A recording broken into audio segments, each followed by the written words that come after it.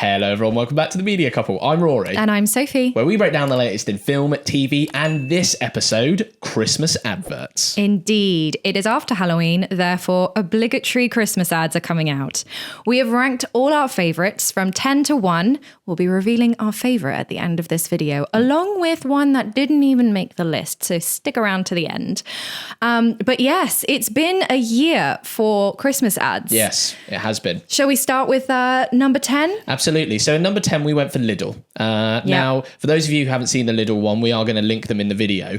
But it sort of felt a bit generic to me. It's sort of like a little girl who's sort of witnessing lots of different events happening at Christmas that we can all relate to. You know, mums sort of arguing, scaring your parents. And the premise of it is that at Christmas, you can get away with anything because it's Christmas. And that's the point of it. So there are things that you can take from it and go, like, you know, the famous line in the ad as she says, I think we can learn a lot from Christmas every day, which is interesting. But it's one of those that were out of the ones that have come out this year, whilst it had that relatability to it, I think, it felt like it got lost, you know, and it could easily be forgotten, I think. It did a little bit. I just don't think it really hit as hard as all the other ones did, to be completely honest. And it was also, I think, a little bit more generic than the others. It didn't have that individuality. Yeah. I wouldn't have gone, oh yeah, I definitely, you know, recognize that. That. Yeah. And that's what I mean. It's easy one to forget, I think. I know, and that's why it's ranked number 10. For those of you who number 10. Yeah, and for those of you who would like to watch all of these ads, we've also linked them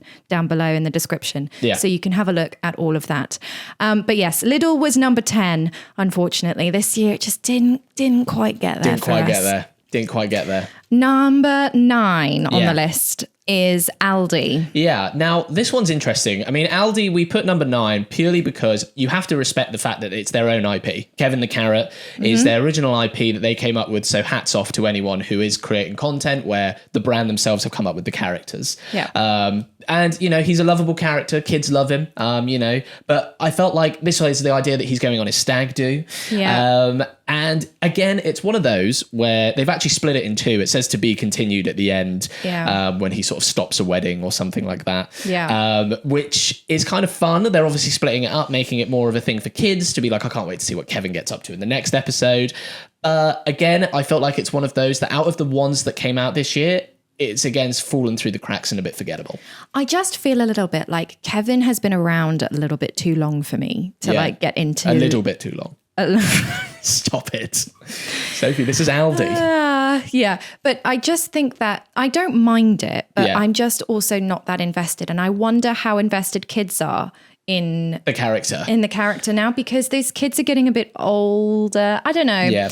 I just feel like it was okay, but I would love to see something new from Aldi. I feel like Kevin the Carrot is great, but I'm starting to get a little bit like bored of the character. Yeah. Do you know what's funny? It's a bit like what Lidl did. I think it was a safe bet. And clearly those ads are not cheap to produce. I mean, the animation is beautiful. You know, they take a lot of time on it. The storyline. I mean, they're all great. Yeah. But it's like, I think with Aldi, they played it safe and you can feel that. Yeah, I just didn't love it as much as the others, and I just would like to see. I'd like to see something new from Aldi. Something bold. Something that was as strong as when Kevin the Carrot first came out. Absolutely, yeah, it's a fair point. You know, and Kevin the Carrot has evolved so much over the years. You think about how he started. Yeah. Now he's getting married. I'm like, this is wild. Yeah. This, but you know, I don't hate it. That's why I gave it number 9. That's true. But I just think it could have been stronger. Also, I didn't feel like getting married was super festive. I thought it was they had the Polar Express of him going on his stag do and so on, but it didn't feel like super festive to me. It felt a little bit like, well, Kevin is only festive because he comes out of the Christmas dinner. Yeah, he's a carrot. Yeah, exactly. But I wanted a little bit more festivity in that ad. Yeah. Well, moving on to number 8, we've got Argos. Now, this one was fun. I think that's why it's there. I mean, I'm quite a big fan of Simon Bird, Will from The Inbetweeners. Yeah. But it was very fun because it starts with him in the car saying, well, Argos, you know, they only do toys. You know, they don't do anything else. Yeah. And then we cut to, it's like a sort of like a Barbie, isn't it, in the back, and a dinosaur. Yeah. And they're like, lock the door. Yeah. You know? And I know. Sort of, very Jason Statham. Very Jason Statham. And they're like, drive down here. And he's like, please, I have a family. Yeah. And then bam, he's in Argos's warehouse, like full of all these like blenders and air fryers and everything, basically, signifying that Argos do sell more than toys, which I think is really interesting, actually, because I can only go off the basis of my nostalgia. Growing up as a kid here, the Argos catalogue was so brilliant. It was massive. Every Christmas you would go through it, you'd mark up what you wanted, and it was toys. Argos was the place where you went for toys, and you absolutely loved it as a kid. It was so exciting. So I find it interesting that they're almost battling against that narrative, being like, hang on a minute, we don't just make toys. Yeah, exactly. You can get gifts for all of the family. We do everything. Coffee machines. We do, hair curlers. Exactly. All of it. No, I really liked it. I liked the sort of, it felt a little bit like the toys taking over, very Toy Story. I did like that. It was cute. And then it felt, I think, festive. It did feel festive. Yeah. Compared to sort of the Aldi one, it felt a little bit more festive, which for me is what edged it out. Absolutely. And the ending of it's really good when, he gives his gifts to his family and they're like, oh, wonderful. Where did you get all these? And he's like, just found them all myself. And then they knock on the window and he's like, all right, I had a little help. Yeah, exactly. Which is really good. It was cute. I liked the Argos one. It's definitely one I would remember. Yeah. I think as well, when you bring in someone as famous as Simon Bird, especially here in the UK, putting a recognisable face, and he's just got like a quirky personality, so it does do quite well. He was cast well. Sainsbury's. We've got next. Yes, go on. What did you think of Sainsbury's? So they've reprised the BFG again, which is something that they've been doing lately. Roald Dahl's BFG, and I thought it was very, very sweet, and obviously Sophie is the lady in it. It was great. It was nice. It was a classic. I think it was safe. It was safe. I think they've lent on the fun IP of traditional children's characters again. Well, I think they kind of tapped into nostalgia. Yeah. Okay. I think that's why it ranked higher for me than Argos, Aldi or Lidl, is because it tapped into nostalgia with the BFG. Especially for our generation. Yeah. It's family friendly, but also has links to, generations of stories. So I think so I think it was a good idea. Yes, I think it was safe, which is also why I think it's not ranked that high. I've also seen this before. They've done it before. They've done it they did it last year, I think, as well. Similar thing. It's not bad. No. I enjoyed it. I enjoyed it. It's festive. I like the character. I'm not bored of the character. Yeah. But did it edge out the others for me? No. Yeah, I think that's a completely fair analysis. I think. Moving on, we've got number 6, M&S. M&S. Now, I did find this one funny. I loved this one. Dawn French was brilliant. Big fan of Dawn French. Yeah. I thought the opening was really clever, where she's sitting in the car and then, singing Driving Home for Christmas. And then it's, it crashes, she's in traffic. That for me was, mean who hasn't been through a Christmas? And then you blurt out the swear word of what we're actually thinking in Christmas traffic. I think that was really clever. Let's make it about Christmas, about something we've all relate to at the moment, driving home for Christmas, getting stuck in traffic, being a little bit annoyed. Yeah. I think Dawn French is brilliant. She's such a good, person to have for M&S. Was it as good as the others? I don't think so. No. I think the story was cute and sweet and festive and fun, but it was on a motorway. Yeah, exactly. Yeah. Like there's only so much festive vibe we could get from it, sort of thing. Yeah, exactly. And there was no nostalgia. It was just it was a new idea, but it didn't bring me back, which is why I think this year, the year of nostalgia, to be completely honest. And I think this year especially, it's been the year, some brands have gone for nostalgia. I think some brands have played it safe. And then I think some brands have been perfectly on the nose. Yeah. They've really brought what life is like here in the UK into those adverts, which is why I think you'll start to see as this list goes on why certain ones have ranked higher than the others. But yeah, I think Dawn French, she's been a part of the M&S brand for a bit. She's a relatable character. They obviously make her into the fairy as well. But she is equally hilarious, nostalgic. But, overall, it was a nice ad. Yeah. No, it was good. All right, number 5, Asda. Oh, see, I loved this one. The Grinch, yeah. So it's a perfect way to do it. And I actually think Asda come out punching every year. I think they produce really good stuff. Last year it was Mr. Bublé. Yeah. I can't remember, was that the year before? But they've had like some big good ads, and they always bring big characters into it. The Grinch, I think, was a really good idea for Asda. Really good. Grinch green, Asda green. Yeah, perfect. I think that was a match made in heaven. And I think the way that they went about it, the way that they brought in the Grinch being, grumpy and being like, I don't want to how spend much everything costs. And the song is obviously based on, I don't want to spend that much money. And it ties in, this is what I mean about bringing relatable issue, ties into the cost of living crisis we've been having here in the UK, which I think is... I think it was bold of them to go for something like that. Agreed. I think it was bold of them to bring that in, Especially because people don't want to be supermarket. reminded how expensive everything is. No. But they've done it really well. They've done it in a good way. They've done it in a festive way, right? To try and say, like, you know, we're trying to save money on stuff and on food and stuff. And they've brought the character of the Grinch, which is, again, is a very, very loved, character that we all know, who is basically an icon of Christmas. Yeah. And then they've written a song for it, an original sort of song. And I think that it felt festive and it felt fun. Yeah. And I will remember that ad. Yeah, I really enjoyed it, actually. I thought it was good, clever. I think they got the tone pretty spot on, to be honest. Yeah. It's just, it didn't make me want to cry. Yeah. So it didn't rank any higher. The emotion, because as we all know, Christmas is an emotional time. Christmas is about crying. It is. Of course it is. Yeah. Well, there is a lot of crying over Christmas, that's for sure. Yeah. Next we have, this one was good. Number 4, Tesco. This was really good. Yeah, go on. What I loved about this is it really brought, because like I'm a huge fan of Christmas, but what I loved the most is it was displaying the actual reality of Christmas. Yeah. The arguing. It was little vignettes, wasn't it? Little vignettes, of people's lives, the arguing, the oversharing, the embarrassing moments, which all of us relate to on Christmas. Yeah. Because that is ultimately what it's about, a time of coming together for good and bad, in a way. And the tagline is, it's what Christmas is all about, isn't it? That's right, yeah. I think that, which I think is a very clever, like, what is Christmas about? Yeah. There's this idea of, it's about family, and it's like, well, it's also about arguments. It's also about writing embarrassing moments. People you don't know, Christmas cards. Like, you've got the Scouse lad who comes home and then they're like, what did you just say? Yeah. Fast. And he's like, fast. Fast. I got the fast train. They're like, fast? Yeah. You mean fast? Yeah. What's happened to you? No, it was really clever. And I think the tagline really works really well. It does, yeah. And they've done a really good job on it this year. Yeah, I really, it ranked, that's why it ranked so high for us. I loved the brothers when they were playing Pictionary and they're like, it's a cookie. And they're like, it's not a cookie. Look at it. And he's Mum like, loves me more. Yeah, no, Mum loves me more. And she's just like, darlings. Yeah, I thought it was really, really unique. I loved that one. I think everybody can relate to it. Yeah. And John Bishop was the voiceover for it, which I think was a very clever idea.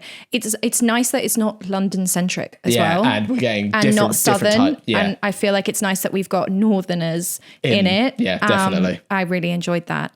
Number 3. Okay. Do you want to take this one? Number 3, Disney. This one ranked number 3 because it didn't quite make me cry. But it was very close. That's how this we one make the list. was actually directed by Taika Waititi. So it's a short film from Disney, and it's about a little girl who finds her imaginary friend. Well, she draws it, doesn't she? He draws her imaginary friend. Wishes him to come to life for Christmas. And he does, but he doesn't have a mouth. Yeah. So he has to go find his voice, and then at the end they find the voice. I really like this. It brought in all the other Disney characters, Toy Story, Lilo and Stitch. You had a few others, I think.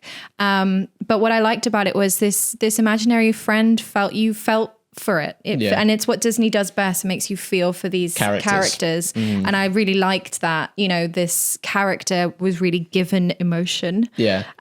It was a really sweet little short film. And I think the top 3 for us this year are short films. They are, basically. For a reason. Yeah. They're top 3 for a reason, because they tell a story so brilliantly and beautifully. Yeah. And I really liked this little Disney one. It was lovely. Yeah. And I'm so happy that Taika Waititi actually directed it, because I feel like what it shows you is that, because he was on a bit of a decline lately, his last few films hadn't done as well as he'd hoped for, I think. But then making a short like this is just so sweet. And I think for a director of that caliber, coming back down and making something, I mean, I haven't seen anything where he's spoken about it, but I imagine making something so pure and so lovely in such a short format, I bet feels quite lovely, actually. Yeah. Because, making short films like that, we only have a tiny amount of time to actually make someone feel festive and like loved, and short film is really hard to feel emotion. And I think that Disney film really did really well. I think it's one of their better ones that they've done in the last few years. Yeah, and I think the imaginary friend and I think the tagline is at the end of something, make friends or make somebody else's Christmas. I think that's what it is. So it's about giving back, and which is sweet, and it's very wholesome, and also nostalgic. Yeah, which I think is the key. as well. Yeah. Because everybody, can remember when they were that age and they had imaginary friends. And you wanted them to speak. Exactly. They spoke in your head. Exactly. So it brings you back to that time when you were a kid. Yeah. And I think that's what's clever about it. Yeah, no, it was lovely. All right, number 2.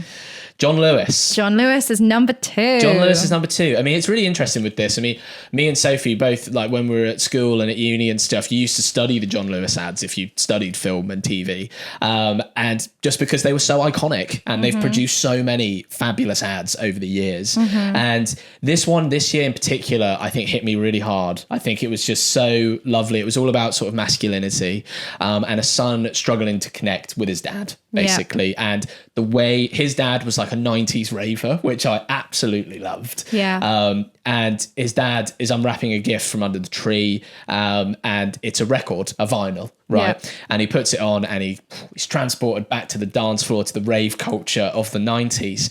But then he sees his son in the audience, right? And then his son comes down, gives him a hug. And that's what the idea is. It's about a son struggling to connect with his dad. And he does that through the medium of music. Yeah, which is brilliant. And it also, from the dad's perspective, it's how time goes so quickly. Yeah. And how in one moment you're on the dance floor raving and the next you're in your living room and a dad with your teenage son buying you a gift. Yeah, or struggling to connect with him. You know what I mean? Exactly. It was really sweet. It was really well done. I think for me, it's like definitely got that nostalgia element, but I think I'm probably the wrong era, which is why it didn't quite hit as hard, I think, as some age groups. I reckon, people maybe 10, 15 years older than us. Definitely would hit. Yeah. It would have much more of an impact. I think as well what it does so well. I love the premise of the theme of masculinity and struggling to open up sometimes. Well, that's on the theme of what's been going out this year on TV. Of course, yeah. And that's what I mean about the ads being quite relevant this year and feeling relevant, because it's like sometimes it is hard to open up to people. It is hard. And I loved their tagline for it. It was, sometimes we can't find the words, so find the gift. Yeah. Do you know what I mean? Yeah. I think that is just so perfect, because sometimes it is really difficult to find the words. Yeah. But you go to John Lewis, you'll find the gift. Yeah, they really tapped into that sort of, the themes, adolescence, and that kind of an area which came out, which, sparked huge conversation in our society and culture. About masculinity. And then John Lewis, and then John Lewis making this advert, I think, in connection with nostalgia, you connect it to nostalgia, masculinity, all of those things. And it's done a very good job of sort of encapsulating this year's key themes and also making it festive. Yeah, they did a very good job. But Number one. Here we go. Number 1 this year, drum roll, was Waitrose. Yeah. Keira Knightley and Joe Wilkinson. We just had to go for it because, as you know, we love Joe Wilkinson. Yeah.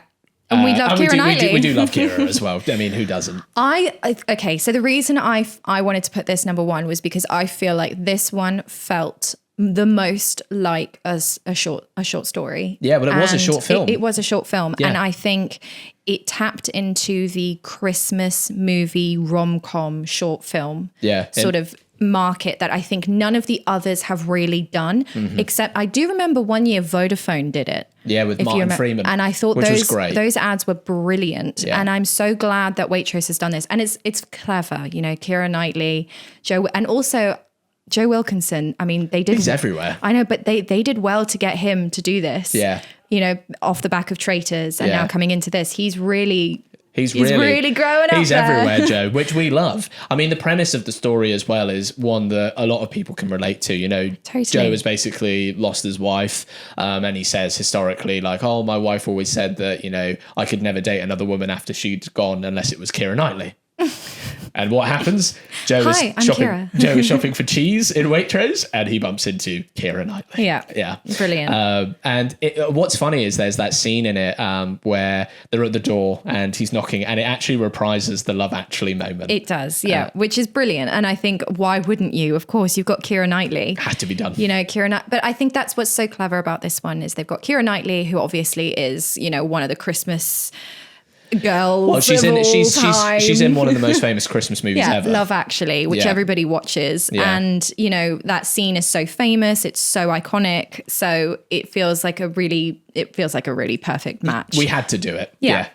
I really enjoyed it. I thought it was great. I think also what I really liked about this one is the behind the scenes stuff that they've got, which has been brilliant as well. And I've been getting ads for behind the scenes and I'm so interested in all of that as well. Because you were saying, weren't you, that sometimes it's not just the ad. Oh, absolutely. It's how they make the ad as well, which is just as interesting. Sometimes bigger. Yeah. In some ways. Totally. Which I think is what we're leading into next. Yes. So Waitrose is number one. Now, what was our number not even on the list? Yeah, we just had to talk about this one. The Coca-Cola advert. Yeah. That AI film.